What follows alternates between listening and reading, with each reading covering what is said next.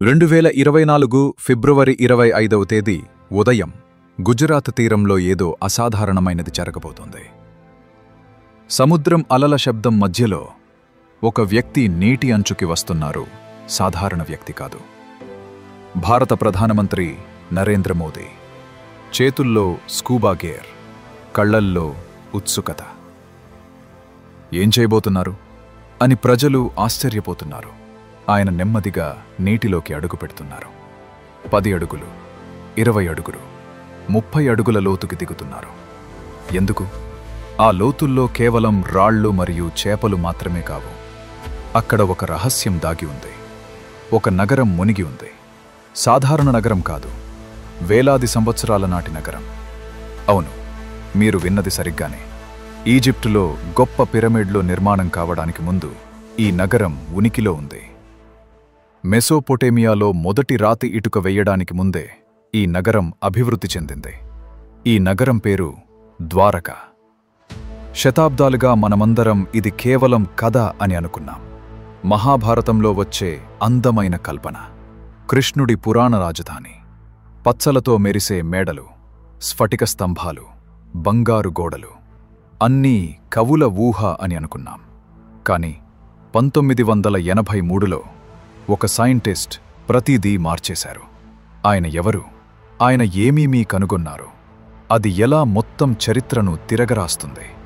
ఈ కథ మనకు ఎందుకు ముఖ్యమంటే, ఒకవేళ ద్వారక నిజంగా ఉనికిలో ఉంటే మన చరిత్ర పుస్తకాల్లో వ్రాసిన ప్రతి పేజీ తప్పవవుతుంది. మానవ నాగరికత ఎప్పుడు ప్రారంభమైందో, మన పూర్వీకులు ఎంత అభివృద్ధి చెందారో, మనం భావించిన ప్రతీదీ మారిపోతుంది. ఈ వీడియోలో మేము మిమ్మల్ని తీసుకెళ్తాం ఒక అద్భుతమైన యాత్రలో. పురాతన గ్రంథాల రహస్య పేజీల నుండి సముద్రపు చీకటి లోతుల వరకు, శాస్త్రవేత్త లాబొరేటరీస్ నుండి డైవర్స్ యొక్క ప్రమాదకరమైన యాత్రల వరకు మీరు చూస్తారు నిజమైన సాక్ష్యం, తెలుసుకుంటారు షాకింగ్ వాస్తవాలు. మరి రండి, మొదలు పెడదాం ఈ అద్భుత అన్వేషణ. ద్వారక కథను అర్థం చేసుకోవాలంటే మనం మొదట వెనక్కి వెళ్ళాలి. చాలా వెనక్కి. వేలాది సంవత్సరాల క్రితం వ్రాయబడిన గ్రంథాలకు, మహాభారతం మరియు భాగవత పురాణం, ఈ ప్రాచీన పుస్తకాల పేజీలు తెరిస్తే మనకు కనిపిస్తుంది ఒక అద్భుతమైన కథ. కృష్ణుడు మధుర అనే నగరంలో జన్మించాడు. కాని ఆయన జీవితం ఎప్పుడూ ప్రశాంతంగా లేదు. తన మామ కంసుని ఓడించిన తర్వాత కూడా శాంతి దొరకలేదు. ఎందుకంటే మరో శక్తివంతమైన శత్రువు కనిపించాడు, జరాసంధుడు అనే మగధరాజు. ఈ జరాసంధుడు సాధారణ శత్రువు కాదు. ఆయన మధుర నగరంపై దాడి చేశాడు. ఒకసారి కాదు, 2 సార్లు కాదు, 17 సార్లు. ప్రతిసారి యుద్ధం, ప్రతిసారి రక్తపాతం, ప్రతిసారి నగరం ధ్వంసం అంచున. 17వ దాడి తర్వాత కృష్ణుడు కూర్చుని ఆలోచించారు. తన చుట్టూ చూశారు. మధుర వీధుల్లో భయపడుతున్న ప్రజలు, కన్నీళ్లు కారుస్తున్న తల్లులు, పోరాడి అలసిపోయిన యోధులు కనిపించారు. ఆయన గుండె బరువెక్కింది. ఇక చాలు అని నిర్ణయించుకున్నారు. ఇక్కడ ఉండటం వల్ల నా ప్రజలకు అంతంలేని బాధ తప్ప మరేమీ రాదు. మనకు కొత్త నగరం కావాలి, కొత్త ప్రారంభం కావాలి. కాని ఎక్కడ? దేశంలో ఏ మూలకు వెళ్ళినా జరాసంధుడి సైన్యాలు వెంబడిస్తాయి. అప్పుడు కృష్ణునికి ఒక అద్భుతమైన ఆలోచన వచ్చింది. సముద్రం అని అనుకున్నారు. సముద్రం మన రక్షకుడు అవుతుంది. భారతదేశం పశ్చిమ తీరంలో గుజరాత్లో అరేబియా సముద్రం ఒడ్డున ఒక ప్రత్యేకమైన స్థలం దొరికింది. ఆ స్థలం 3 వైపుల నుండి నీటితో చుట్టుముట్టబడి ఉంది. ఒకవైపు మాత్రమే భూమితో అనుసంధానం. సహజమైన కోట లాంటిది. కృష్ణుడు చెప్పారు, ఇక్కడే మన కొత్త రాజధాని. మరి ద్వారక నిర్మాణం మొదలైంది. ప్రాచీన గ్రంథాలు ఈ నగరాన్ని వర్ణిస్తూ పేజీల తర్వాత పేజీలు వ్రాశాయి. గ్రంథాలు చెప్తున్నాయి, ద్వారకలో 9 లక్షల రాజభవనాలు నిర్మించబడ్డాయి. ప్రతి మేడ స్ఫటిక స్తంభాలతో, వెండి గోడలతో, పచ్చలతో మెరుస్తుంది. నగరం వీధులు ఖచ్చితమైన రేఖల్లో గ్రిడ్ ప్యాటర్న్లో అమర్చబడ్డాయి. ఆధునిక నగర రూపకల్పనలాగా కృష్ణుడి రాజభవనంలో మాత్రమే 16,000 గదులు ఉన్నాయి. నగరం చుట్టూ ఎత్తైన బలమైన గోడలు నిర్మించారు. ఏ శత్రు సైన్యం కూడా ఆ గోడలను దాటలేనంత బలంగా. మరి అన్నిటికంటే ముఖ్యమైనది ఓడరేవు, కృత్రిమంగా నిర్మించిన భారీ నౌకాశ్రయం. దూరదేశాల నుండి వచ్చే ఓడలు ఇక్కడ లంగరు వేసేవి. పర్షియా నుండి, ఈజిప్టు నుండి, తూర్పు ఆసియా నుండి వ్యాపారులు వచ్చేవారు. ద్వారక ఒక అంతర్జాతీయ వాణిజ్య కేంద్రమైంది. భాగవత పురాణం చెప్తుంది, ద్వారకలో సరస్సులు ఉన్నాయి పద్మాలతో నిండిన, తోటలు ఉన్నాయి అరుదైన పువ్వులతో, వీధుల్లో సుగంధ ధూపం వాసన, రాత్రుళ్ళు వెన్నెల వెలుగులో నగరం మొత్తం మణిలాగా మెరుస్తుంది. కాని అదే గ్రంథాలు చెప్పాయి మరో విషయం కూడా, చాలా భయంకరమైన విషయం. మహాభారతం స్పష్టంగా హెచ్చరించింది. కృష్ణుడు ఈ లోకాన్ని విడిచి వెళ్ళిన రోజు, అదే రోజు సముద్రం లేచి ద్వారక నగరాన్ని మింగుతుంది. ఒక్క రాత్రిలో గొప్ప నగరం అదృశ్యమవుతుంది. ఊహించుకోండి, ఒక రాత్రి ద్వారక ప్రజలు నిద్రపోతారు తమ అందమైన మేడల్లో. తెల్లవారేసరికి అంతా పోయింది. నగరం, రాజభవనాలు, దేవాలయాలు, మార్కెట్లు అన్నీ సముద్ర అడుగు భాగంలో శతాబ్దాలుగా, 100 సంవత్సరాలుగా. ప్రజలు ఈ కథ చెప్పుకునేవారు. తాతలు మనవళ్లకు చెప్పేవారు, గురువులు శిష్యులకు చెప్పేవారు. కాని ఎవరూ నమ్మలేదు ఇది నిజంగా జరిగిందని.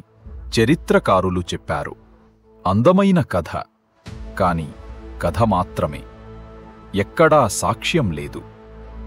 శాస్త్రవేత్తలు అన్నారు, పురాణం వాస్తవం కాదు.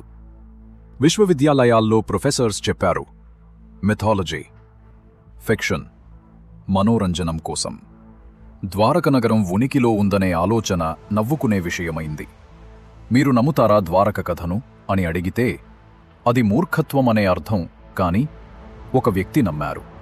ఒక సైంటిస్ట్ తన జీవితాన్ని పణంగా పెట్టారు ఈ కథలో ఉన్న సత్యాన్ని కనుగొనడానికి. ఆ సైంటిస్ట్ పేరు డాక్టర్ శికారిపుర రంగనాథరావు. అందరూ పిచ్చివాడు అని అనుకున్నారు. కాని ఆయన మాత్రం నిశ్చయించుకున్నారు, నేను ద్వారకను కనుగొంటాను. డాక్టర్ శికారిపుర రంగనాథరావు కథ చాలా ఆసక్తికరమైనది. 1950లలో యువ ఆర్కియాలజిస్ట్గా ఆయన భారత పురావస్తు శాఖలో చేరారు. ఇతర ఆర్కియాలజిస్ట్స్ భూమి త్రవ్వుతూ పాత నగరాల అవశేషాలు వెతుకుతుండగా రావు మాత్రం వేరే దిశలో చూశారు, సముద్రం వైపు. భారతదేశానికి 1000 కిలోమీటర్ల తీర ప్రాంతముంది అని ఆయన అనుకున్నారు. మన పూర్వీకులు వ్యాపారులు, నావికులు. వారు తీరంలో నగరాలు నిర్మించి ఉంటారు. ఆ నగరాలు ఎక్కడ? మరే ఆర్కియాలజిస్ట్ ఆలోచించని ప్రశ్న. ఎందుకంటే సమాధానం బాధాకరం. ఆ నగరాలు నీటి కింద. వేలాది సంవత్సరాల్లో సముద్రమట్టాలు మారతాయి, పెరుగుతాయి, తగ్గుతాయి. ఒకప్పుడు తీరంలో ఉన్న నగరాలు ఇప్పుడు లోతుల్లో దాగి ఉంటాయి. 1963లో డాక్టర్ రావు గుజరాత్ తీరానికి వెళ్లారు. అక్కడి మత్స్యకారులతో మాట్లాడారు. ఒక ముసలి మత్స్యకారుడు చెప్పాడు, సార్, మేము చాలాసార్లు చూశాం. పూర్ణచంద్రుడి రాత్రుల్లో నీరు చాలా స్వచ్ఛంగా ఉన్నప్పుడు క్రింద రాళ్లు కనిపిస్తాయి. కాని సాధారణ రాళ్లు కాదు, అవి గోడల్లా ఉంటాయి, ఒకదానికొకటి అమర్చబడ్డాయి. రావు గుండె వేగంగా కొట్టుకోవడం మొదలైంది. గోడలు నీటి కింద? అవును సార్, మా తాతలు కూడా చెప్పేవారు అక్కడ పాత నగరం ఉందని, ద్వారక అని. ఆ క్షణంలో రావుకి తెలిసింది ఏమిటంటే మత్స్యకారుల కథలు ఖాళీ కథలు కావు. తరతరాలుగా వారు చూసిన దాన్ని చెబుతున్నారు. రావు వెంటనే పని మొదలుపెట్టారు. 1963–64లో భారతదేశంలో మొట్టమొదటి అండర్ వాటర్ ఆర్కియాలజికల్ సర్వే నిర్వహించారు. అప్పటికి సరైన పరికరాలు కూడా లేవు. ప్రాథమిక డైవింగ్ ఎక్విప్మెంట్తో డైవర్స్ నీటిలోకి పంపారు. మొదటి డైవ్ నుండే కొన్ని అసాధారణ విషయాలు కనిపించాయి. నీటి అడుగున రాతి నిర్మాణాలు, కత్తిరించిన రాళ్ల కుప్పలు, స్టోన్ యాంకర్స్, పురాతన ఓడలు కట్టుకునే రాతి లంగరులు. కాని రావు సహోద్యోగులు నమ్మలేదు. ఇవి సహజంగా ఏర్పడిన రాతి నిర్మాణాలు అయి ఉంటాయి అని ఒకరు అన్నారు. దృశ్యమానత చాలా తక్కువ ఉంది, మీరు తప్పుగా చూసి ఉంటారు అని మరొకరు అన్నారు. మీరు సమయం వృధా చేస్తున్నారు, ద్వారక అనేది పురాణం, నిజం కాదు అని మూడవ వారు అన్నారు. కానీ రావు వెనక్కి తగ్గలేదు. తరువాతి 20 సంవత్సరాలు ఆయన పోరాడారు. ఫండింగ్ కోసం ప్రభుత్వ కార్యాలయాల్లో తలుపులు తట్టారు. సహోద్యోగుల నవ్వులు భరించారు. ఒంటరిగా నమ్మకంతో పని కొనసాగించారు. చివరికి 1983లో ఆయన కష్టం ఫలించింది. నేషనల్ ఇన్స్టిట్యూట్ ఆఫ్ ఓషనోగ్రఫీ పూర్తి మద్దతు ఇచ్చింది. అనుభవజ్ఞులైన డైవర్స్ బృందం సిద్ధమైంది. అత్యాధునిక సైడ్ స్కాన్ సోనార్ టెక్నాలజీ వచ్చింది. సముద్ర అడుగు భాగాన్ని మ్యాప్ చేసే పరికరం. 1983 డిసెంబర్ నెల, చలికాలం, గుజరాత్ తీరం. అరేబియా సముద్రం కల్లోలంగా ఉంది. తరంగాలు విజృంభిస్తున్నాయి. గాలి బలంగా వీస్తోంది. తీరంలో రావు నిలబడి సముద్రం వైపు చూస్తున్నారు. ఆయన వయస్సు 60 దాటింది. ముఖంలో ముడుతలు, కాని కళ్లల్లో యువకుడి ఉత్సాహం. సిద్ధంగా ఉన్నారా అని డైవర్స్ని అడిగారు. ముగ్గురు డైవర్స్ డైవింగ్ సూట్స్ ధరించారు. ఆక్సిజన్ ట్యాంక్స్ భుజాలకు కట్టుకున్నారు. అండర్ వాటర్ కెమెరాస్, రాతి నమూనాలు సేకరించే సామాగ్రి అన్నీ సిద్ధం. సిద్ధంగా ఉన్నాం సార్ అని లీడ్ డైవర్ చెప్పాడు. వారు నెమ్మదిగా నీటిలోకి అడుగుపెట్టారు. మొదట నడుము వరకు, తర్వాత మెడ వరకు, చివరికి పూర్తిగా మునిగారు. తీరంలో రేడియో క్రాకింగ్ అవుతోంది. కిందకు వెళ్తున్నాం అని డైవర్ స్వరం వినిపించింది. 10 అడుగుల లోతు. ఇప్పుడు 20, 30. గుజరాత్ తీర జలాలు కఠినమైనవి. 40 అడుగుల లోతు.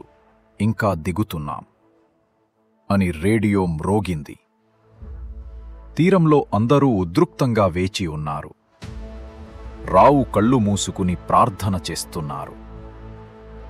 ఎన్నారు 20 సంవత్సరాల కష్టం, నవ్వులు, తిరస్కారం అన్నీ ఈ ఒక్క క్షణం కోసం. అకస్మాత్తుగా రేడియోలో ఉత్సాహపూరిత స్వరం. సార్, సార్, ఆగండి, నాకు ఏదో తగిలింది. అందరూ రేడియో చుట్టూ గుమికూడారు. ఏమిటి, ఏమిటి అని రావు అడుగుతున్నారు లోతుల్లో. ఆ డైవర్ చేతులు ముందుకు చాపాడు. మట్టి కలిసిన చీకటి నీటిలో వేళ్ళు ఏదో తాకాయి.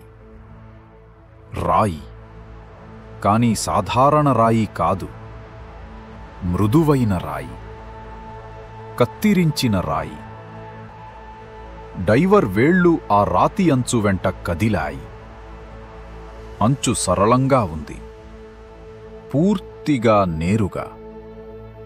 ప్రకృతి ఇలాంటి సరళ రేఖలు సృష్టించదు. ఇది మానవులు తయారు చేసినది. సార్ అని డైవర్ స్వరం వణుకుతోంది ఉత్సాహంతో. ఇది సహజంగా ఏర్పడినది కాదు సార్. ఇది గోడ, మానవులు కట్టిన గోడ. తీరంలో ఒక్క క్షణం పూర్తి నిశ్శబ్దం. గాలి ఆగిపోయినట్లు, అలల శబ్దం కూడా దూరంగా మసకబారినట్లు. ఆ నిశ్శబ్దంలో చరిత్ర మారుతోంది. డాక్టర్ రావు కళ్లల్లో నీళ్లు తిరిగాయి. 30 సంవత్సరాలు ఆర్కియాలజిస్టుగా పనిచేశారు. ఎన్నో త్రవ్వకాలు చేశారు. కాని ఈ ఒక్క క్షణం కోసం మొత్తం జీవితం ఎదురుచూశారు. కాని ఇది కేవలం మొదటి అడుగు మాత్రమే.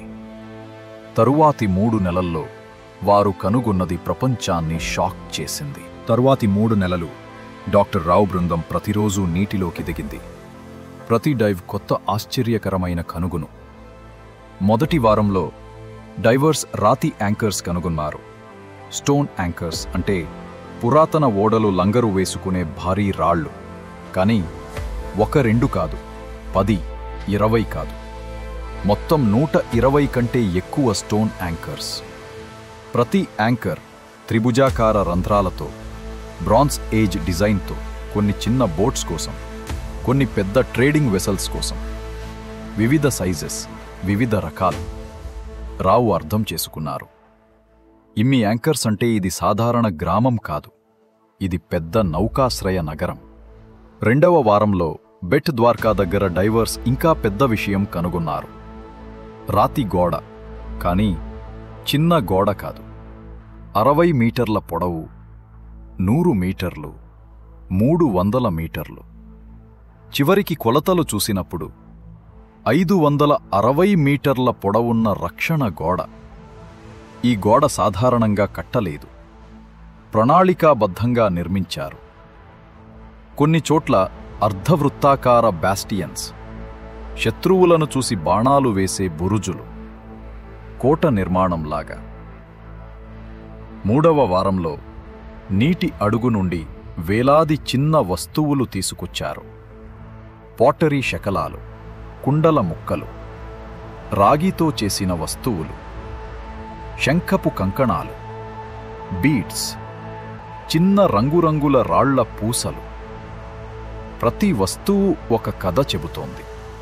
ఆ కుండల్లో ఎవరో వంట చేసి ఉంటారు, ఆ కంకణాలు ఎవరో ధరించి ఉంటారు, ఆ బీడ్స్తో ఎవరో నగలు చేసుకుని ఉంటారు. ఇవి కేవలం రాళ్ళు కావు, ఇవి జీవించిన ప్రజల జ్ఞాపకాలు. 4వ వారానికి మరో అద్భుతం. సోనార్ మ్యాప్స్ చూసినప్పుడు కనిపించాయి భవనాల పునాదులు, నిర్మాణాల లేఅవుట్స్, వీధుల నమూనాలు. గ్రిడ్ ప్యాటర్న్లో ఆధునిక నగరాలు ప్లాన్ చేసినట్లు. రావు కార్యాలయానికి తిరిగి వచ్చారు.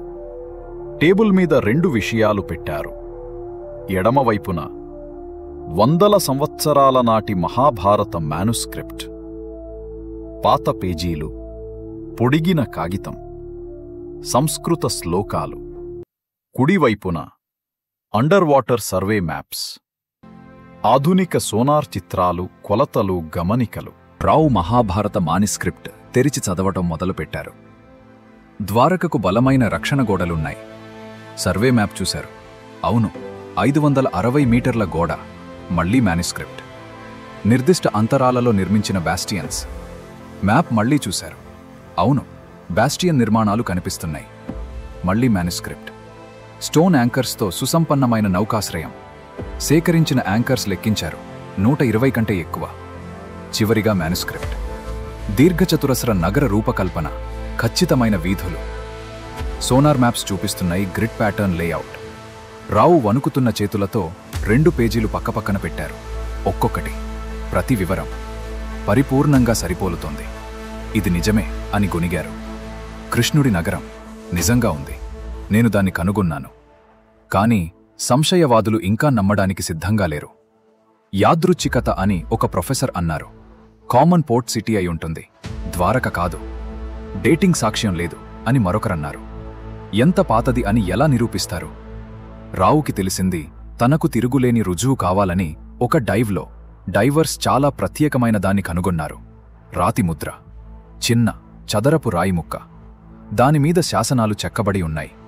ఆ ముద్రను జాగ్రత్తగా లేపుకొచ్చారు. ఢిల్లీలో పేలియోగ్రాఫర్స్ దగ్గరకు పంపారు. పురాతన లిపులు చదివే నిపుణులు. 2 వారాల తర్వాత నివేదిక వచ్చింది. ఈ లిపి చివరి హారప్పన్ కాలానికి చెందినది. సింధులోయ నాగరికత యొక్క ఆఖరి దశ. చిహ్నం రాజ అధికారాన్ని సూచిస్తుంది. డేటింగ్ 1500-1200 BCE మధ్య. రావు గుండె దడదడలాడింది. 1500-1200 BCE మధ్య అంటే సరిగ్గా మహాభారత కాలక్రమం. కాని అంతేకాదు, మరో డైవ్లో ఒక పటరీ షార్డ్ కుండ ముక్క దొరికింది. దానిమీద ఏదో రాసి ఉంది. మట్టి శుభ్రం చేసి చూసినప్పుడు స్పష్టంగా కనిపించింది ఒక పదం: ద్వారక.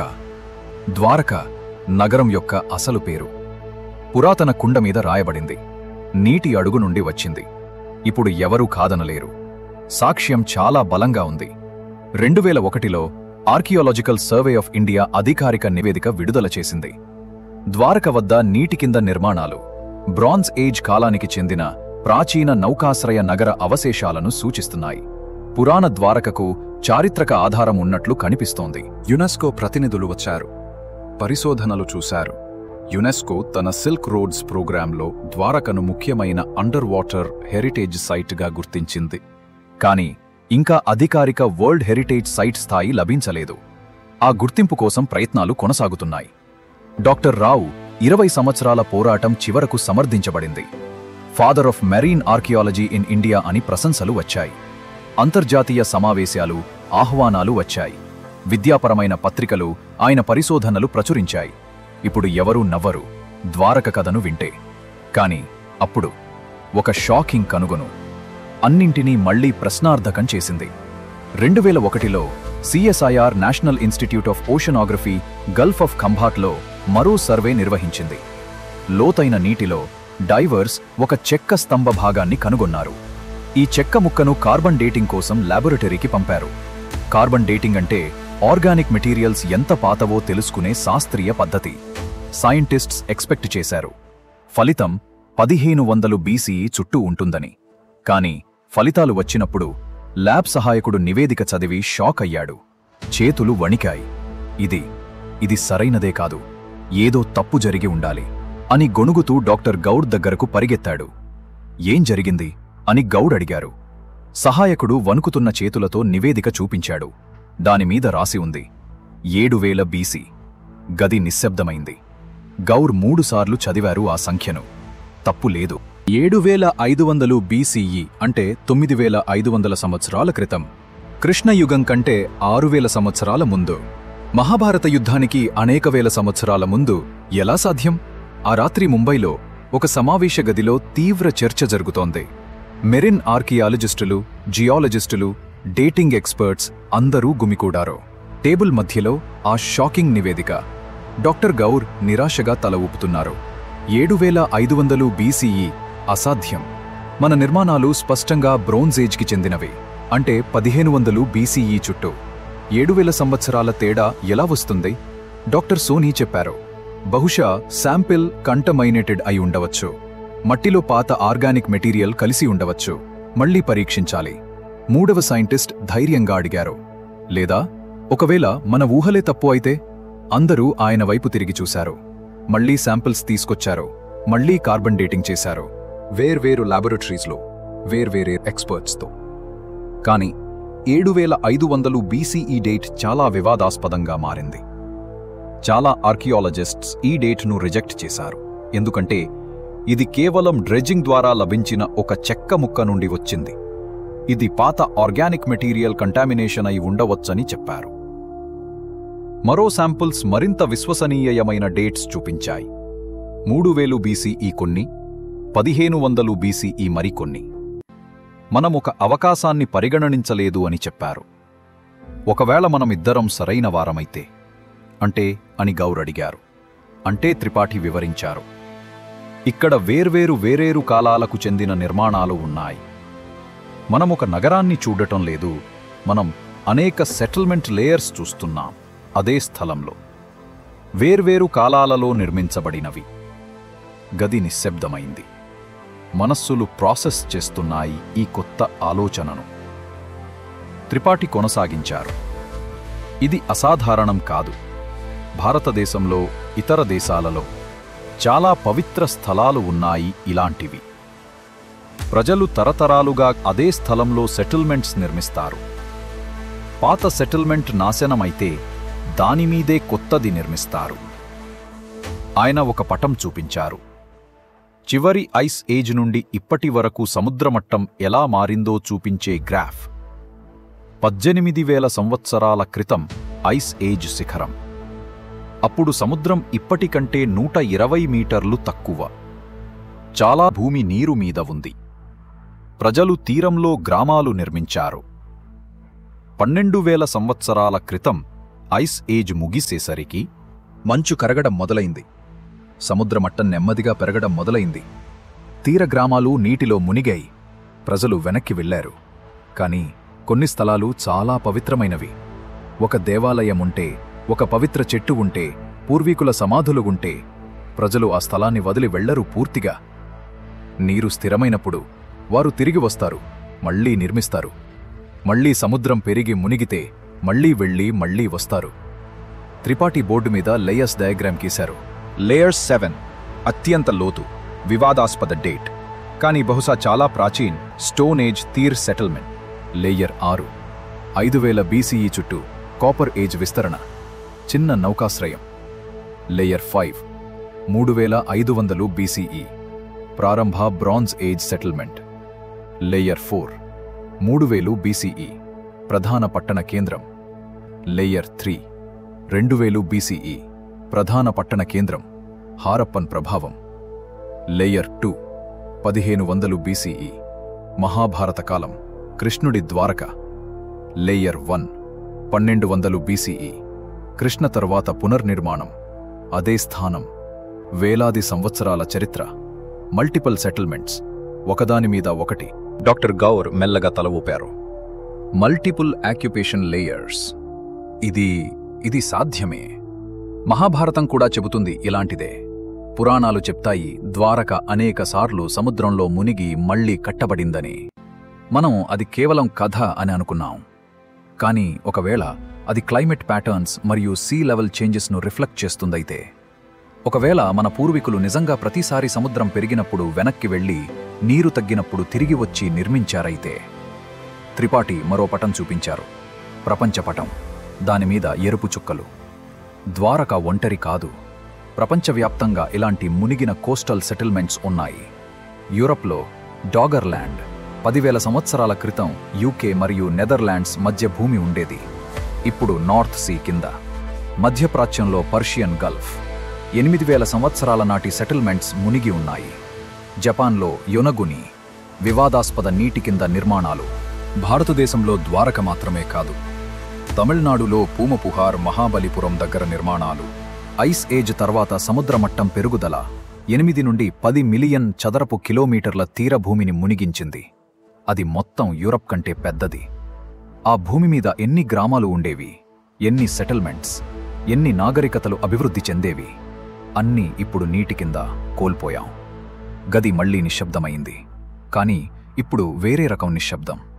ఆశ్చర్యం, అవగాహన, విస్మయం కలిసిన నిశ్శబ్దం. మనం అనుకున్నది చాలా చిన్నది. మన చరిత్ర అసంపూర్ణం. మొత్తం అధ్యాయాలు తప్పిపోయాయి, నీటి కింద పాతిపెట్టబడ్డాయి. కాబట్టి మహాభారతం పూర్తిగా నిజమా? కృష్ణుడు నిజంగా ఉన్నారా? 9 లక్షల రాజభవనాలు నిజంగా ఉన్నాయా? నిజాయితీగా సమాధానం చెప్పాలంటే కొంత నిజం, కొంత కల్పన. ఖచ్చితంగా నిజమైన విషయాలు. గుజరాత్ తీరంలో వర్ణించిన ప్రదేశంలో ఒక పురాతన నౌకాశ్రయ సెటిల్మెంట్ ఉంది. బ్రాంజ్ ఏజ్కి చెందినది. ప్లాన్డ్ అర్బన్ లేఅవుట్, కోటగోడలు, యాంకర్స్, వాణిజ్య కేంద్రం అన్నీ ఉన్నాయి. కాలరేఖ సుమారుగా మహాభారత యుగంతో సరిపోతుంది. బహుశా కల్పన అయి ఉండవచ్చినవి. 9 లక్షల రాజభవనాలు, ఇది బహుశా కవిత్వ అతిశయోక్తి. స్ఫటిక స్తంభాలు, బంగారు గోడలు, రూపక భాష, దైవిక జోక్యం, మతపరమైన నమ్మకం. కానీ ఇక్కడ ముఖ్యమైనది, ప్రాచీన గ్రంథాలను పూర్తిగా కల్పన అని తోసిపుచ్చకూడదు. మన పూర్వీకులు వినోదం కోసం కథలు వ్రాయలేదు. వారికి టెలివిజన్ లేదు, సినిమాలు లేవు, నావెల్స్ లేవు. వారు వ్రాసిన గ్రంథాలు చాలా ముఖ్యమైనవి, పవిత్రమైనవి, తరతరాలుగా భద్రపరచబడినవి. ఆ గ్రంథాలు రికార్డులు. వారు చూసిన దాని, అనుభవించిన దాని, విన్న దాని రికార్డులు. తరాల తరాలుగా కథలు పంపబడుతూ కొన్ని వివరాలు అతిశయోక్తి అయి ఉంటాయి. కానీ కథ యొక్క గింజ, చారిత్రక సత్యం భద్రపరచబడి ఉంటుంది. కృష్ణుడు ఒక నిజమైన రాజు అయి ఉండవచ్చు. శక్తివంతమైన, తెలివైన, దూరదృష్టి ఉన్న రాజు. కాలక్రమేణా ఆయన కథ పెరిగింది, అలంకరించబడింది, దైవిక స్థాయికి ఎదిగింది. కానీ మూలంలో ఒక నిజమైన వ్యక్తి ఉన్నారు. ద్వారక ఒక నిజమైన నగరం, గొప్ప, సంపన్నమైన, శక్తివంతమైన నగరం. కానీ 9 లక్షల రాజభవనాలు కాకపోవచ్చు, స్ఫటిక స్తంభాలు ఉండకపోవచ్చు. కానీ ఆ కాలానికి అత్యాధునికమైన అద్భుతమైన నగరమై ఉండవచ్చు. మహాభారతం బహుశా నిజమైన యుద్ధాన్ని వర్ణిస్తోంది, కానీ కవిత్వ భాషలో, రూపకాలతో, మతపరమైన సందేశాలతో చుట్టబడి. చరిత్ర మరియు పురాణం రెండూ కలిసి ఉంటాయి, వేరు చేయడం కష్టం, కానీ రెండూ విలువైనవి. డాక్టర్ రావు సహోద్యోగులు ఆయనను పిచ్చివాడు అన్నారు పురాణాలను నమ్మినందుకు. కానీ చివరికి పురాణాలు సత్యానికి మార్గం చూపించాయి. కథ ఇక్కడితో ముగియలేదు. ద్వారక అన్వేషణ ఇంకా కొనసాగుతోంది. 2001 తరువాత సంవత్సరాలు గడిచాయి. ఫండింగ్ సమస్యలు, ప్రాధాన్యతలు మారడం వల్ల అండర్ వాటర్ ఆర్కియాలజీ నెమ్మదించింది, కానీ పూర్తిగా ఆగలేదు. ప్రతి కొన్ని సంవత్సరాలకు చిన్న ఎక్స్పెడిషన్స్, కొత్త డైవర్స్, కొత్త టెక్నాలజీ, కొత్త కనుగొనులు. 2024 ఫిబ్రవరి 25న ఏదో అసాధారణమైనది జరిగింది. భారత ప్రధానమంత్రి నరేంద్ర మోదీ స్వయంగా ద్వారక అండర్ వాటర్ సైటును సందర్శించాలని నిర్ణయించుకున్నారు. మొదటిసారి ఒక sitting prime minister scuba diving చేసి ఆర్కియాలజికల్ సైట్ చూడబోతున్నారు. గుజరాత్ తీరంలో భారీ ఏర్పాట్లు, security, diving experts, marine archaeologists, media అందరూ గుమికూడారు. మోదీ గారు డైవింగ్ సూట్ ధరించారు. ముఖంలో నవ్వు, కళ్లల్లో ఉత్సుకత. ఆయన నీటిలోకి అడుగుపెట్టారు. నెమ్మదిగా దిగారు. 30 అడుగుల లోతుకు. 30 నిమిషాల పాటు నీటి కింద ఉన్నారు. పురాతన స్టోన్ యాంకర్స్ తాకారు. గోడల అవశేషాలు చూశారు. తిరిగి పైకి వచ్చినప్పుడు ఆయన కళ్లల్లో కన్నీళ్లు. ఆయన చెప్పారు, ఈ నిర్మాణాలు మన పూర్వీకుల గొప్పతనానికి సాక్ష్యం. ద్వారక కేవలం పురాణం కాదు, ఇది మన గర్వకరమైన చరిత్ర. ఇది మన గుర్తింపు. ప్రైమ్ మినిస్టర్ విజిట్ తరువాత ద్వారక అన్వేషణకు కొత్త శక్తి వచ్చింది. ఫండింగ్ పెరిగింది. ప్రభుత్వ ప్రాధాన్యత పెరిగింది. 2025 ఫిబ్రవరిలో ఆర్కియాలజికల్ సర్వే ఆఫ్ ఇండియా 20 సంవత్సరాల తరువాత పెద్ద ఎక్స్పెడిషన్ అనౌన్స్ చేసింది. Professor Alok Tripathi, additional director general archaeology నాయకత్వంలో ఎక్స్పర్ట్ టీం. ఈసారి 3 మంది మహిళా ఆర్కియాలజిస్ట్స్ కూడా చేరారు. మొదటిసారి జెండర్ డైవర్సిటీ ఆర్కియాలజీలోకి. కొత్త technology, under water drones, 4K కెమెరాస్తో, AI powered sonar mapping, 3D photogrammetry reconstruction, advanced carbon dating methods. మరింత ఖచ్చితమైన తేదీల కోసం ప్రస్తుత ఎక్స్పెడిషన్ లీడర్స్ చెప్తున్నారు, ప్రతి వర్షాకాలం తరువాత, ప్రతి తుఫాను తరువాత నీటి ప్రవాహాలు ఇసుకను కొట్టుకెళ్లిపోతాయి. కొత్త నిర్మాణాలు బయటపడతాయి. సముద్రం నెమ్మదిగా తన రహస్యాలను వదులుతోంది. కానీ ఎంత కనుగొన్నా ఇంకా చాలా మిగిలి ఉంది. అంచనా ప్రకారం సైట్ యొక్క కేవలం 10% మాత్రమే ఎక్స్ప్లోర్ చేయబడింది. 90% ఇంకా పాతి పెట్టబడి ఉంది. ఇంకా ఎన్ని స్ట్రక్చర్స్ దాగి ఉన్నాయి? ఖజానాలు ఉన్నాయా? దేవాలయాలు, శాసనాలు ఉన్నాయా? పూర్తి కథ చెప్పేవి, ఆర్ట్వర్క్స్, స్కల్ప్చర్స్. భవిష్యత్తు తరాలు ఏమీ కనుగొంటాయి? మరింత అధునాతమైన టెక్నాలజీతో, మరింత సమయంతో, మరింత ఫండింగ్తో ఏ రహస్యాలు వెల్లడి అవుతాయి? అతిపెద్ద ప్రశ్న మిగిలి ఉంది. కృష్ణుడి రాజభవనం కనుగొనగలమా? ఆయన సింహాసనం, ఆయన కాలానికి చెందిన ఆర్టిఫాక్ట్స్? ఒకవేళ మళ్లీ సముద్రమట్టం పెరిగితే, క్లైమేట్ చేంజ్ వల్ల సముద్రాలు ఇంకా పెరుగుతున్నాయి. ఆధునిక ద్వారక నగరం కూడా ప్రమాదంలో ఉంది. భవిష్యత్తులో మరో ద్వారక సెటిల్మెంట్ నిర్మించవలసి వస్తుందా? చరిత్ర పునరావృతమవుతుందా? కాబట్టి చివరికి ద్వారక నిజమా? సమాధానం చాలా సరళంగా, చాలా సంక్లిష్టంగా కూడా ఉంది. నిజం. గుజరాత్ తీరంలో అండర్ వాటర్ ఆర్కియాలజికల్ సైట్ ఉంది. బ్రాంజ్ ఏజ్కి చెందిన ప్రాచీన నౌకాశ్రయ settlement, planned urban layout, major maritime trade center, multiple occupation layers. వేలాది సంవత్సరాల వరకు సీ లెవెల్ రైజ్ వల్ల గ్రాడ్యువలీ సబ్మర్జ్డ్. అస్పష్టం. ఇది మహాభారతలో వర్ణించిన ద్వారక అవుతుందా? పూర్తిగా. కృష్ణుడు నిజంగా ఇక్కడ రాజు అయి ఉన్నారా? 7500 BCE డేటింగ్ ఎంత యాక్యురేట్? చాలా ఆర్కియాలజిస్ట్స్ దీన్ని డిస్ప్యూట్ చేస్తున్నారు. కంప్లీట్ సిటీ ఎక్స్టెంట్ ఎంత పెద్దది? కానీ ఒక విషయం క్రిస్టల్ క్లియర్: ద్వారక కేవలం మిథాలజీ కాదు, ఇది రియల్ ఆర్కియాలజీ. నీటి కింద దాగున్న సత్యం మనం నెమ్మదిగా అన్కవర్ చేస్తున్నాం. ప్రతి కొత్త డిస్కవరీతో మనం మన పాస్ట్ను బెటర్గా అర్థం చేసుకుంటున్నాం. మన పూర్వీకులు మనం అనుకున్న దానికంటే చాలా ముందుగా, చాలా అధునాతనంగా నాగరికతలు నిర్మించారని తెలుసుకుంటున్నాం. ద్వారక మనకు నేర్పిస్తుంది ఒక లోతైన పాఠం. పురాణం మరియు చరిత్ర మధ్య రేఖ మనం అనుకున్న దానికంటే చాలా సన్నగా ఉంది. మన పూర్వీకులు వినోదం కోసం కథలు కల్పించలేదు. వారు చూసినది, అనుభవించినది, గుర్తుంచుకున్నదాన్ని రికార్డ్ చేశారు. కవిత్వ భాషలో, రూపకాలతో, అతిశయోక్తితో. కాని గింజ సత్యం. డాక్టర్ సికారిపుర రంగనాథరావు 2013లో మరణించారు, 90 సంవత్సరాల వయస్సులో. తన చివరి ఇంటర్వ్యూలో 2012లో ఆయన చెప్పారు, నేను కృష్ణుడి నగరాన్ని కనుగొన్నానా? అవును, నేను నమ్ముతున్నాను. కానీ ఇంకా 90% రహస్యాలు దాగి ఉన్నాయి. తరువాతి తరం ఆర్కియాలజిస్ట్స్ వారు ఈ పనిని పూర్తి చేయాలి. నా కోరిక ఏమిటంటే వారు మరింత కనుగొనాలి. నేను ప్రారంభించాను, వారు ముగించాలి. ఆయన కల అసంపూర్ణం, కాని ఆయన వెలిగించిన దీపం ఇంకా వెలుగుతోంది. గుజరాత్ తీరానికి దూరంగా, అరేబియా సముద్రం అలల క్రింద, ఇసుక మరియు బురద క్రింద, కేవలం రాళ్ళు మరియు కుండలు కాదు, అక్కడ రుజువు ఉంది. మన పూర్వీకులు అద్భుతమైనవారు అని, మనం అనుకున్న దానికంటే చాలా ముందుగా గొప్ప నాగరికతలు నిర్మించారని రుజువు. మరియు ఎక్కడో ఆ లోతుల్లో, చీకటిలో, నిశ్శబ్దంలో ద్వారక గురించి పూర్తి సత్యం వేచి ఉంది. మన మానవ చరిత్ర గురించి మనకు తెలిసిన ప్రతి దానిని మార్చగల సత్యం, ద్వారక కోల్పోయిన నగరం ఇకపై కేవలం పురాణం కాదు, ఇది పరిష్కరించడానికి వేచి ఉన్న రహస్యం. ఇది మన గర్వకరమైన గతం, ఇది మన గుర్తింపు.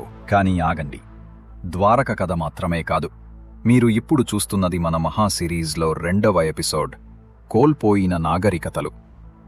మేము మొత్తం 10 అద్భుతమైన, మర్మమైన, విస్మయపరిచే కోల్పోయిన నగరాల కథలు తీసుకొస్తున్నాం ప్రపంచవ్యాప్తంగా. వేలాది సంవత్సరాల నాటివి, మన చరిత్ర పుస్తకాలు మరచిపోయిన నాగరికతలు. Episode 1, Atlantis. మీరు ఇప్పటికే చూశారా? సముద్ర అడుగున అదృశ్యమైన రహస్య ఖండం. ప్లేటో వర్ణించిన గోల్డెన్ ఎంపైర్, అది నిజంగా ఉందా? శాస్త్రవేత్తలు ఏమీ కనుగొన్నారు? మీరు మిస్ అయితే ఇప్పుడే చూడండి. ఎపిసోడ్ 2, ద్వారక. మీరు ఇప్పుడు చూశారు, కృష్ణుడి అదృశ్య నగరం నీటి కింద నిజంగా దొరికింది. మహాభారతం నిజమని నిరూపించిన కథ. కాని మరి 9 ఎపిసోడ్లు వస్తున్నాయి. మీరు సిద్ధంగా ఉన్నారా? కానీ ఆగండి, మన లాస్ట్ సివిలైజేషన్ సిరీస్లో రాబోయేవి. ఎపిసోడ్ 3, ఓల్మెక్ నాగరికత. మెక్సికోలో mysteries, giant stone heads. America యొక్క మొట్టమొదటి మహానాగరికత. కానీ వారు ఎక్కడి నుండి వచ్చారు? వారికి ఆఫ్రికన్ సంబంధముందా? ఎందుకు అకస్మాత్తుగా అదృశ్యమయ్యారు? ఎపిసోడ్ 4, పాంపెయి, ఒక రాత్రిలో మొత్తం నగరాన్ని కప్పేసిన వాల్కానిక్ యాష్ సజీవ సమాధి. ఆ భయంకరమైన చివరి రోజు ఏం జరిగింది? 2000 సంవత్సరాల తర్వాత కనిపించిన ప్రిజర్వ్డ్ బాడీస్. ఎపిసోడ్ 5, మాచూ పిచ్చు. మేఘాల్లో దాగిన ఇంకాన్ సిటీ. భూకంపాలు కూడా కూల్చలేని ఆర్కిటెక్చర్. ఎలా నిర్మించారు? ఎందుకు వదిలి వెళ్లారు? స్పానిష్ ఆక్రమణదారులు కూడా కనుగొనలేని రహస్య నగరం. Episode 6, anchor what. కంబోడియా అడవుల్లో దాగిన గొప్ప టెంపుల్ సిటీ. ప్రపంచంలోనే అతిపెద్ద మత కాంప్లెక్స్. శక్తివంతమైన ఖమేర్ ఎంపైర్ అకస్మాత్తుగా ఎందుకు కొలాప్స్ అయింది? Episode 7, Petra. రాళ్లలోకి చెక్కబడిన గులాబీ నగరం. జార్డాన్ ఎడారిలో దాగిన వాణిజ్య రాజధాని. నబటియన్ ఇంజనీర్స్ నీటిని ఎలా నియంత్రించారు? ఇండియానా జోన్స్ సినిమా లొకేషన్, నిజమైన చరిత్ర. Episode 8, Easter Island. Moai statues, giant stone faces. మధ్య సముద్రంలో ఒంటరి ద్వీపం. ఎవరు? ఎందుకు? ఎలా తరలించారు? ఆ నాగరికత ఎందుకు కొలాప్స్ అయింది? ఇకోసైడ్ హెచ్చరిక. ఎపిసోడ్ 9. కుమారి కందం. తమిళ లెజెండ్స్లో వచ్చే మునిగిన లెమూరియా ఖండం భారతదేశం దక్షిణాన ఒకప్పుడు మహాభూభాగముందా? ద్రావిడ నాగరికత యొక్క కోల్పోయిన మూలం, శాస్త్రీయ సాక్ష్యం ఏమిటి? ఎపిసోడ్ 10. టియోతిహువకాన్. మెక్సికోలో దేవతల నగరం ఆస్టెక్స్కి కూడా ఎవరు నిర్మించారో తెలియలేదు. సన్ మరియు moon pyramids, mysterious underground tunnels ఎవరు నిర్మించారు? ఎందుకు అదృశ్యమయ్యారు? ప్రతి ఎపిసోడ్ గాఢ పరిశోధన, శాస్త్రీయ సాక్ష్యం, నిజ కథలు, high quality visuals, animations, reconstructions, తెలుగులో పూర్తి వివరణ, మన భాషలో మన చరిత్ర, మిథాలజీ వర్సెస్ రియాలిటీ. నిజమేమిటో మనం కనుగొంటాం. మన పూర్వీకుల అద్భుతమైన విజ్ఞానం, టెక్నాలజీ, గొప్పతనం. ఇప్పుడే మీరు చేయవలసినవి: 1. సబ్స్క్రైబ్ నెక్కండి, మరో 9 ఎపిసోడ్లు మిస్ అవ్వకుండా ఉండండి. 2. బెల్ ఐకాన్ ఆన్ చేయండి, కొత్త ఎపిసోడ్ వచ్చిన వెంటనే నోటిఫికేషన్ రావాలంటే. 3. లైక్ చేయండి, ఈ సిరీస్ను మరింత మందికి చేరవేయడానికి హెల్ప్ చేయండి. 4. షేర్ చేయండి, మీ ఫ్రెండ్స్, ఫ్యామిలీ అందరికీ పంపండి. చరిత్ర అందరిది. 5. కామెంట్ చేయండి, తరువాత ఏ నగరం చూడాలనుకుంటున్నారు? మీ అభిప్రాయం చెప్పండి. స్పెషల్ క్వశ్చన్: మీ అభిప్రాయం కామెంట్లో జవాబు ఇవ్వండి. ఒక మహాభారతం, పురాణాలు కేవలం కథలా లేదా చారిత్రక సత్యాలా? 2. ద్వారక తర్వాత మీరు ఏ కోల్పోయిన నగరం గురించి తెలుసుకోవాలనుకుంటున్నారు? 3. మీకు అట్లాంటిస్ ఎపిసోడ్ నచ్చిందా? ద్వారక వర్సెస్ అట్లాంటిస్ ఏది మరింత నిజమైనది అనుకుంటున్నారు? ఇప్పుడే చూడండి. Episode 1, Atlantis. స్క్రీన్ మీద లింక్ కార్డ్ కనిపిస్తుంది. పురాణ గోల్డెన్ ఎంపైర్ నిజంగా ఉందా? ప్లేటో అబద్ధం చెప్పారా? ఆధునిక శాస్త్రవేత్తలు ఏమీ కనుగొన్నారు? Playlist: last civilisations complete series. 10 ఎపిసోడ్లు ఒకే చోట బింజ్ వాచ్ చేయండి. మా మిషన్: ప్రపంచ చరిత్రలో మరచిపోయబడిన, పాతిపెట్టబడిన, ఇగ్నోర్ చేయబడిన నాగరికతల కథలు తెలుగులో తెచ్చి మన పూర్వీకుల గొప్పతనం చూపించడం. ద్వారక, అట్లాంటిస్, మచుపిచు ఇవన్నీ మనకు ఒకే సందేశం చెబుతున్నాయి. మన పూర్వీకులు మనం అనుకున్న దానికంటే చాలా గొప్పవారు. వారి జ్ఞానం, వారి టెక్నాలజీ, వారి నాగరికతలు అద్భుతమైనవి. Don't miss out. ఈ సిరీస్ తెలుగు యూట్యూబ్లో మొదటిసారి. ఇంత డీప్ రీసెర్చ్, ఇంత క్వాలిటీ, ఇంత డీటెయిల్ ఎక్కడా దొరకదు. ప్రతి వారం కొత్త ఎపిసోడ్. తరువాతి ఎపిసోడ్ ఓల్మెక్, మెక్సికోలో giant stone heads mystery. Release date announce చేస్తాం కమ్యూనిటీ పోస్ట్లో. ఫాలో అవ్వండి. మీ మద్దతు చాలా ముఖ్యం. ఈ సిరీస్ తయారు చేయడానికి వారాలుగా research, script writing, animation, voice over చాలా కష్టం. మీరు లైక్, షేర్, కామెంట్ చేస్తే మాకు మోటివేషన్, మరింత ఎపిసోడ్స్ చేయడానికి ఎనర్జీ. మీ ప్రతి వ్యూ, మీ ప్రతి కామెంట్ వాల్యూ. చివరిగా ఒక మాట: చరిత్ర కేవలం పాఠ్య పుస్తకాలలో కాదు. అది నీటి అడుగున, ఇసుక కింద, అడవుల మధ్య ఎక్కడో దాగి ఉంది. మనం కనుగొనడం మాత్రమే మిగిలి ఉంది. కలిసి ఈ అద్భుత యాత్రలో పాల్గొనండి. సబ్స్క్రైబ్ చేయండి, షేర్ చేయండి. మన గతాన్ని తెలుసుకుందాం. తరువాతి ఎపిసోడ్లో మీతో కలుద్దాం.